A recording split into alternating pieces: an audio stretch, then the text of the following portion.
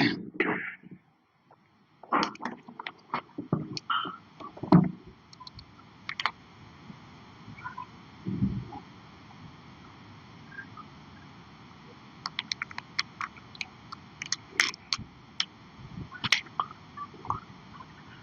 साथियों, मैं रितेश कुमार आप सभी का हार्दिक स्वागत करता हूं आपका अपना online platform RKS education official में। जैसा कि साथियों आप लोगों को पता है कि काफी लंबे समय से एईडीओ को लेकर बिहार के शिक्षा विभाग में चर्चा है। तो चलो पहले देखते हैं कि एईडीओ है क्या। एईडीओ का मतलब होता है असिस्टेंट एजुकेशनल डेवलपमेंट ऑफिसर। क्या होता है? असिस्टेंट एजुकेशनल डेवलपमेंट ऑफिसर, जिसको हिंदी में सहायक शिक्षा विकास प्राधिकारी बोला जाता है। इनका मुख्य काम क्या है? इनके अंदर 10 पंचायत 8 या 10 पंचायत दिया जाएगा और उनके पंचायतों के बीच जितने भी स्कूल होंगे उनको निरीक्षण का जिम्मेवारी इनको दिया जाएगा। पढ़ाई हो रहा है,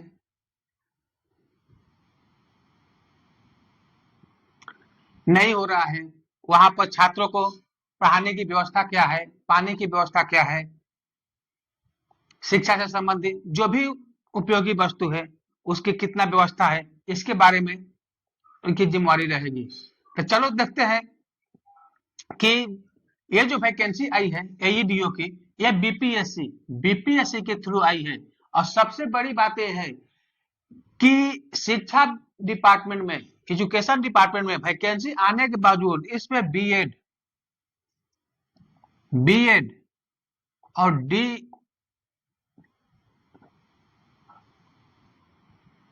डीएलएड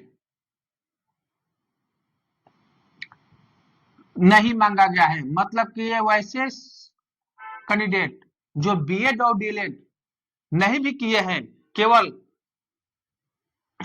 ग्रेजुएशन पास है, क्या है, केवल स्नातक पास है, तो इस फॉर्म को फिलअप कर सकता है। ये जो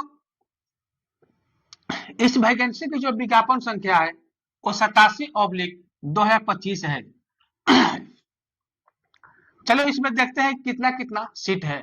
इसमें जनरल से 374 सीट, ईडब्ल्यूएस से 93 सीट, एससी से 150 सीट, एसटी का 10 सीट, ईबीसी का 168, बीसी का 112 और पिछड़ा वर्ग महिलाओं के लिए 28 सीट है। ये तो टोटल सीट हो गया। टोटल सीट की जो संख्या है वो 935 है। कितनी है? 935। टोटल सीटों की जो संख्या है 935 है, लेकिन ये टोटल सीट की संख्या हो गया, इससे 35% का जो रिजर्वेशन है वो महिलाओं को दिया जाएगा। मतलब कि जो जनरल की सीट है 374 है, इसमें 131 सीट महिलाओं के रिजर्व है। वैसे EWS, SC, ST, EBC, BC, BCL में ये सब सीटें महिलाओं के लिए रिजर्व है। अब देखते हैं कि इस फॉर्म को फिलअप करने के लिए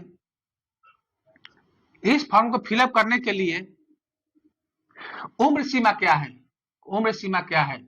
तो इस फॉर्म को फिलअप करने के लिए न्यूनतम उम्र सीमा 21 वर्ष है।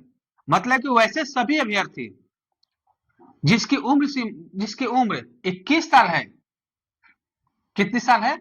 जिसकी उम्र 21 साल है और ग्रेजुएशन यानी स्नातक पास है, चाहे किसी भी सब्जेक्ट से हो, तो वो इस फॉर्म को फिलअप कर सकता है। अब देखते हैं कि कैटेगरी वाइज कितना कितना सीट है। तो कैटेगरी वाइज 37 वर्ष अधिकतम सीट किसके लिए है? General and other state. General mail के लिए है ये, जनरल मेल 37 साल अधिकतम एज जनरल मेल और अदर स्टेट के जो कैंडिडेट है उनके लिए 37 साल एज रखा गया है। उसके बाद देखते हैं 40 साल किसके लिए अधिकतम एज है, तो ये है बीसी, ईबीसी,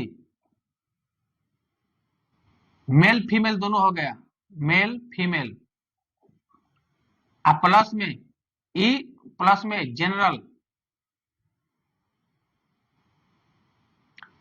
जनरल कैंडिडेट के फीमेल के लिए जो 40 साल जो अधिकतम उम्र है, अगर बीसी ईबीसी के मेल और फीमेल और अगर जनरल कैंडिडेट के भी अगर फीमेल होगी तो उनके लिए अधिकतम उम्र सीमा क्या रखा गया है 40। उसके बाद देखते हैं एक और है 42 42, ये किसके लिए रखा गया है,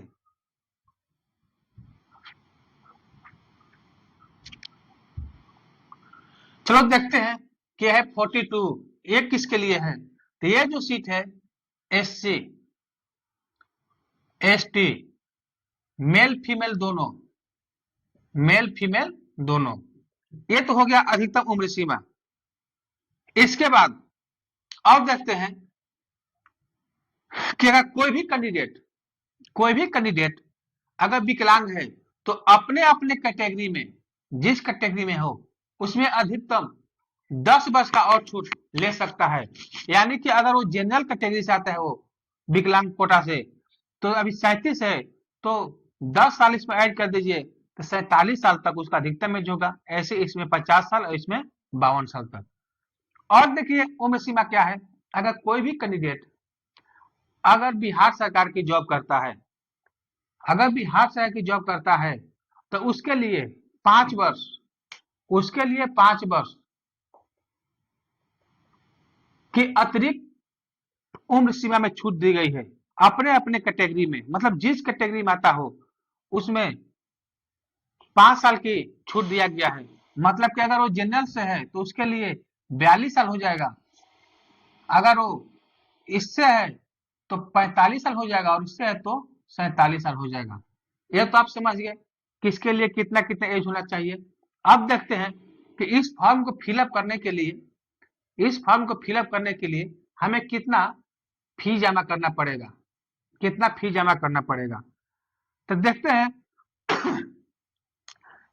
कि अभी 21 अगस्त को बिहार सरकार ने एक नोटिस जारी किया था कि बिहार की कोई भी वैकेंसी हो, बिहार की कोई भी वैकेंसी हो उसमें परीक्षा शुल्क के लिए केवल मात्र 100 रुपया लिया जाएगा। तो इसका भी जो परीक्षा शुल्क है कितना है, मात्र 100 रुपया। मतलब कि जिस किसी को फॉर्म फिलअप करना हो सभी के लिए है, इसमें कोई आरक्षण नहीं है, शुल्क में कोई आरक्षण नहीं है, सभी के लिए 100 रुपया है।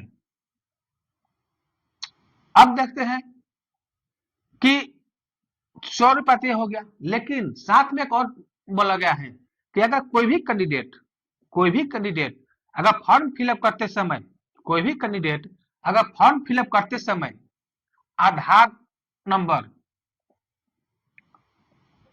कोई भी आधार नंबर मतलब बिना आधार नंबर के वेरिफिकेशन के, यानी अपने पहचान के रूप में अगर आधार नंबर नहीं देता है तो उस स्थिति में उसके तो 100 रुपया तो एग्जाम का शुल्क हो गया, प्लस में 200 रुपया आधार वेरिफिकेशन, आधार वेरिफिकेशन के लिए एक्स्ट्रा लिया जाएगा। ऐसे ऐसे उम्मीदवारों को, ऐसे अभ्यर्थियों को टोटल 300 रुपया पे करना होगा। कितना पे करना होगा, पे करना होगा। चलो आगे देखते हैं कि इस फॉर्म फिलअप करने की तिथि क्या है। देखते हैं आवेदन तिथि। तो इस फॉर्म को जो भी अभ्यर्थी ये फॉर्म भरना चाहते हैं तो 27 अगस्त 2025 से यह फॉर्म भरना स्टार्ट होगा और जो लास्ट डेट है 26 सितंबर 2025 तक है। मतलब जिसको फॉर्म फिलअप करना होगा वो 27 अगस्त 2025 से और 26 सितंबर 2025 तक फॉर्म को फिलअप कर सकता है। अब इसमें देखते हैं कि चयन प्रक्रिया क्या है। तो इसमें चयन होने के लिए सबसे पहले तो आपको लिखित एग्जाम देना होगा, लिखित एग्जाम। वो भी देखिए बीपीएससी के द्वारा, बीपीएससी ने ऑफिसर वाला पोस्ट निकाला है, प्राधिकारी वाला पोस्ट निकाला है, और उसमें एग्जाम केवल एक हो रहा है, मतलब कि इसमें एक ही एग्जाम होगा। क्या होगा? इसमें केवल एक ही एग्जाम होगा। इसमें एक एग्जाम होगा, उसमें क्या होगा कि हिंदी से 70 क्वेश्चन पूछे जाएंगे और इंग्लिश से 30 क्वेश्चन। हिंदी से 70 क्वेश्चन पूछे जाएंगे और इंग्लिश से 30 क्वेश्चन। अब सभी क्वेश्चन 1 मार्क्स का होगा, 1 मार्क्स का होगा। लेकिन ये जो भाषा का जो क्वेश्चन है ये केवल क्वालिफाइंग है, इसमें केवल 30% मार्क्स लाना है और ये मार्क्स आपके मेरिट लिस्ट में जुटने वाला नहीं है। उसके बाद 2 पेपर और होगा, एक है समान अध्ययन। क्या है? एक है समान अध्ययन। इसके तहत टोटल 100 क्वेश्चन पूछे जाएंगे। उसके बाद समान योग्यता, इसमें भी 100 क्वेश्चन पूछे जाएंगे और सभी के लिए 2-2 घंटे समय है। इसके लिए भी 2 घंटे है, समान योग्यता के लिए भी 2 घंटे है और भाषा के लिए भी 2 घंटे है। और एक बात ध्यान देने वाली है कि इसमें 1/3 का नेगेटिव है, मतलब इस एग्जाम में नेगेटिव मार्किंग है। कोई भी कैंडिडेट अगर 3 क्वेश्चन गलत करता है तो उसे 1 मार्क्स काट लिया जाएगा। उसके बाद देखते हैं कि इसमें आप बोलेंगे ये ऑफिसर वाला पोस्ट है, प्राधिकारी का पोस्ट है, तो इसमें तो इंटरव्यू भी होगा। तो इसमें इंटरव्यू नहीं है, इंटरव्यू नहीं है मतलब इसमें कोई साक्षात्कार नहीं होने वाला है। प्राधिकारी वाला पोस्ट होने के बावजूद इंटरव्यू नहीं है, यानी कि आपको अगर प्राधिकारी बनना है तो केवल एक एग्जाम दो और सीधे प्राधिकारी बनो। ये वैकेंसी बिहार के एजुकेशन डिपार्टमेंट ने पहली बार निकाला है, पहले ये पोस्ट नहीं था, ये नया पोस्ट सृजित किया गया है और ये पहली बार निकला है। अब देखते हैं कि आरक्षण जो रिजर्वेशन है, इसमें साफ बोला गया है कि जो भी रिजर्वेशन मिलेगा, जो भी आरक्षण मिलेगा, केवल बिहार राज्य के निवासी को ही मिलेगा। मतलब कि EWS, SC, ST, EBC, BC और बीसीएल, इसका जो आरक्षण का लाभ लेना है वो केवल बिहार राज्य के निवासी ही ले सकते हैं। अतः जो भी इसका आरक्षण लेना चाहते हैं उसको आवासीय प्रमाण पत्र देना होगा, साथ में जाति प्रमाण पत्र, एनसीएल, ईडब्ल्यूसी, ईडब्ल्यूएस, ईबीसी, जो भी जिस पर लागू हो उसको जमा करना होगा। और यहाँ एक विशेष ध्यान देने वाली बात है कि जो भी विवाहित महिलाएं हैं, जो भी विवाहित महिलाएं हैं, अपना सभी डॉक्यूमेंट आवासीय हो या जाति प्रमाण पत्र, एनसीएल, ईडब्ल्यूएस, ईबीसी जो भी हो अपने पिता के नाम से बनवाएगी। कहां से बनवाएगी? अपने पिता के नाम से, पिता के नाम और पिता के पता से बनवाना होगा, तभी उनको आरक्षण मिलेगा। अगर ऐसा वो नहीं करते हैं तो उनको ये आरक्षण नहीं मिलेगा। तो देखो साथियों, ये जो वैकेंसी है बीपीएससी के द्वारा आया है, ये पहली बार आया है, वो भी अच्छे पोस्ट, वो भी अच्छे पोस्ट है, सीधे प्राधिकारी बनो, वो भी एक एग्जाम दे करके। अब देखते हैं कि इसका वेतन कितना है, तो चलो देखते हैं कि इसमें सैलरी कितना मिलेगा, इसमें वेतन कितना मिलेगा। तो ये जो पोस्ट है लेवल 5 की पोस्ट है और लेवल 5 का जो बेसिक आय होता है, बेसिक सैलरी होता है, वो होता है 29,200 और अभी के हिसाब से देखा जाए तो 55% डीए है। अभी के हिसाब से देखा जाए तो 55% डीए है।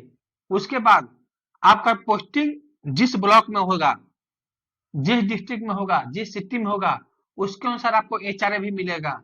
इसके अलावा और जो भाता है वो भी आपको मिलेगा। उस हिसाब से इसकी जो सैलरी मिलेगी आपको फर्स्ट ज्वाइनिंग करते समय 45,000 से 50,000 आपका ये स्टार्टिंग का सैलरी होगा। ये क्या होगा? आपका स्टार्टिंग का सैलरी होगा। तो साथियों, ऐसा वैकेंसी पहली बार आया है कि सीधे पदाधिकारी बनो, वो भी केवल एक एग्जाम दे करके, नहीं उसमें साक्षात्कार है, नहीं इंटरव्यू है और नहीं लिखित एग्जाम। ये भी एग्जाम जो होने वाला होगा लिखित एग्जाम, ये भी ऑब्जेक्टिव होगा। कैसा होगा?